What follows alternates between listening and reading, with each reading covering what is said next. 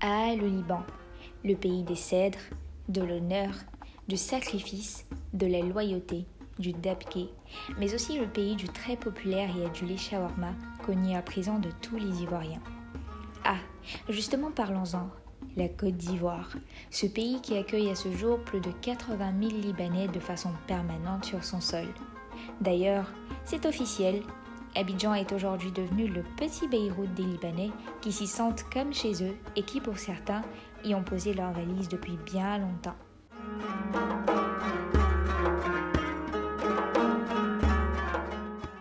Sawa a jeté son dévolu sur une plaque tournante du showbiz ivoirien. Il est producteur, acteur, manager, mais aussi entrepreneur et dernièrement plus connu sous le personnage de Oncle Jack dans les vidéos de Polyvétien. Alexandre Branger, Libanais de mer, nous a reçus il y a quelques jours dans son quartier à la Riviera 4 pour une petite interview. Ah, elle va payer. Coucou, j'espère que tu vas bien. Ça va, merci. Donc je vais merci. te demander, malheureusement, de te représenter. D'accord, bonjour à tous, moi c'est Alexandre Branger, producteur, acteur, manager et acteur aussi, je crois que j'ai déjà dit. Donc je suis dans le showbiz ivoirien depuis des années, donc voilà. Français, ivoirien, libanais, mélangé, tout ce que tu veux, c'est moi. Voilà. Du coup, moi, j'aimerais déjà savoir, est-ce que tu es né en Côte d'Ivoire ou est-ce que tu es venu après en Côte d'Ivoire? Je suis né à Abidjan, je suis ivoirien bien même. C'est ma peau peut-être, sinon pas d'Ivoire, ça est là. Donc ça veut dire que tu es né en Côte d'Ivoire, mais comment ça se fait que tu es libanais finalement? Mais écoute, mon père est français 100%, ma mère est libanaise, congolaise, guinéenne. Mais on va dire plus le côté libanais Zaïre, là. Ça c'est moi, voilà. Ouais, ça c'est... Donc c'est un grand mélange, je suis vraiment mélangé. Et je suis surtout ivoirien, hein, 100%, je précise ivoirien surtout vraiment. Je suis ivoirien vraiment dans le cœur, dans l'âme. Ça c'est très important de savoir. Donc voilà, donc tu es libanais de ta mère.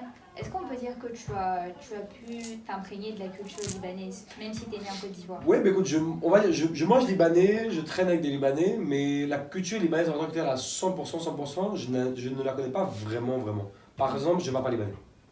Ah. Par exemple. C'est Ouais. quelque chose que j'aimerais bien, mais je ne parle pas libanais par exemple. Ouais. Tu vois? Ouais. Donc je dois plus apprendre, on va dire, le côté libanais en fait. Je ne maîtrise pas vraiment. Je préfère, moi je préfère, mais je sais parler nouchi que libanais en fait. Est-ce que tu es déjà allé au Liban? Non, jamais encore. Pas encore. Jamais T'es encore. content quand même? Ma soeur, oui, mais moi non.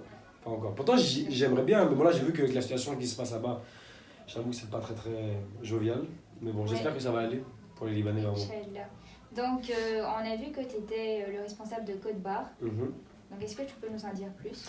Ouais, je suis le patron de la boîte de nuit, le Code Bar en zone 4. Je suis aussi producteur d'artistes. Je suis aussi manager de plusieurs influenceurs. Je suis aussi acteur, je tourne aussi parce que c'est une passion pour moi, j'aime bien ça. Je suis dans d'autres domaines aussi, j'essaie, on va dire, d'être diversifié en fait.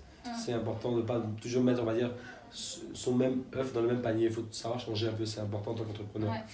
Et j'ai commencé le club à l'âge de 20 ans. Donc là, ça fait 9 ans maintenant, j'en ai 29. Donc j'ai commencé sans rien, sans formation, sans savoir comment gérer une boîte de nuit, une entreprise. Non, comme ça, du jour au lendemain, je me suis dit, bon, allez, je vais essayer de me lancer dans ce domaine. J'ai commencé à 18 ans, j'ai arrêté l'école, direct, vie active, j'ai dit direct, il faut que je me lance. Il faut que j'apprenne ce que c'est à travailler, à voir la réalité des choses. Je me dis, l'école, c'est pas fait pour moi. Ce que le professeur va me dire, mes examens, tout ça, je dis, non, c'est bon, j'ai laissé. Il me dit, non, il faut aller à l'école, tout ça. Bon, c'est important, aller à l'école quand même. C'est important. Ouais, on précise Voilà, quand aller à même. l'école quand même, c'est très important. Et moi, à 18 ans, j'ai dit, bon, allez, qu'est-ce que je vais faire? J'ai commencé à travailler pour des gens, des stages, à me faire voir un peu à Yopougon, Koumassi, Port-Boué, Marcory, j'ai tout fait, hein, tout ce que tu veux, j'ai touché à tout.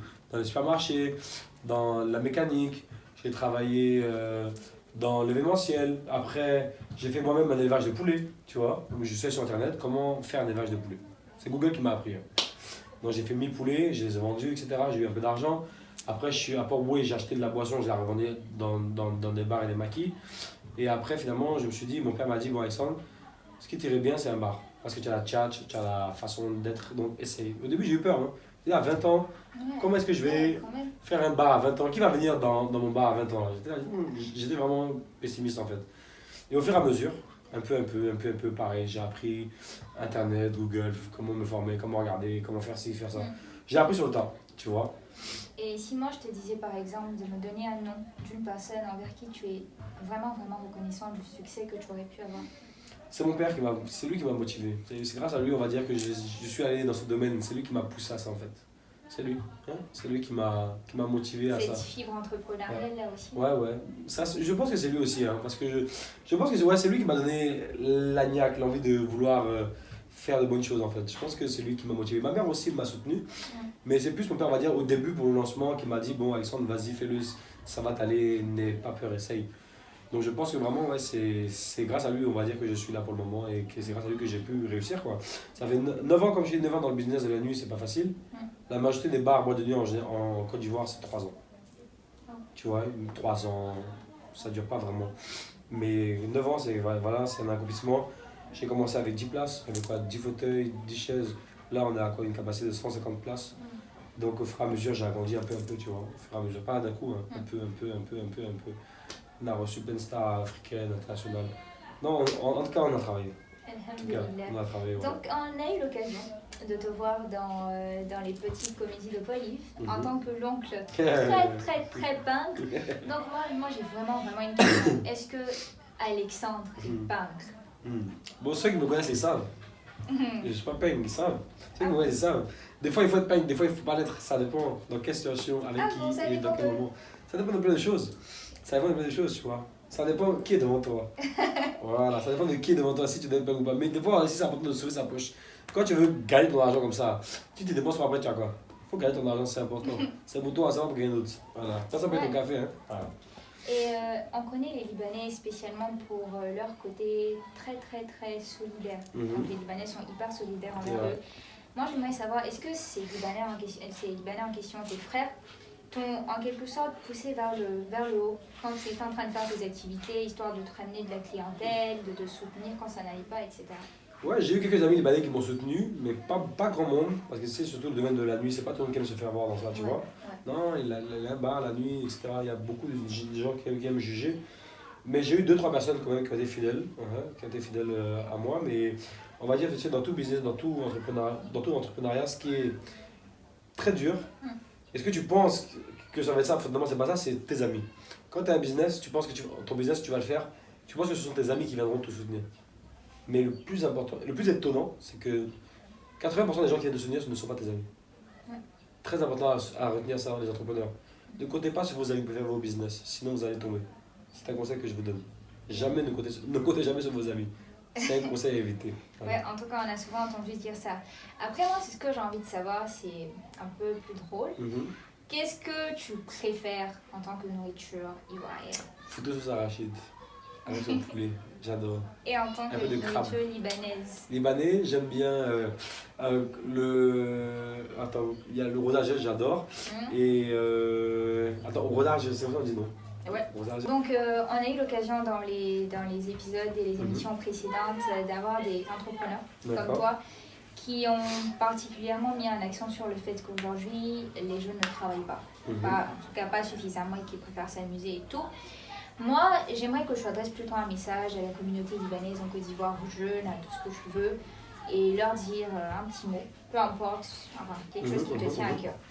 D'accord, mais il y a déjà beaucoup de jeunes libanais qui me suivent beaucoup sur les réseaux, qui me voient un peu parce que j'ai fait aussi des films, des séries un peu sur un peu toutes les télés et tout.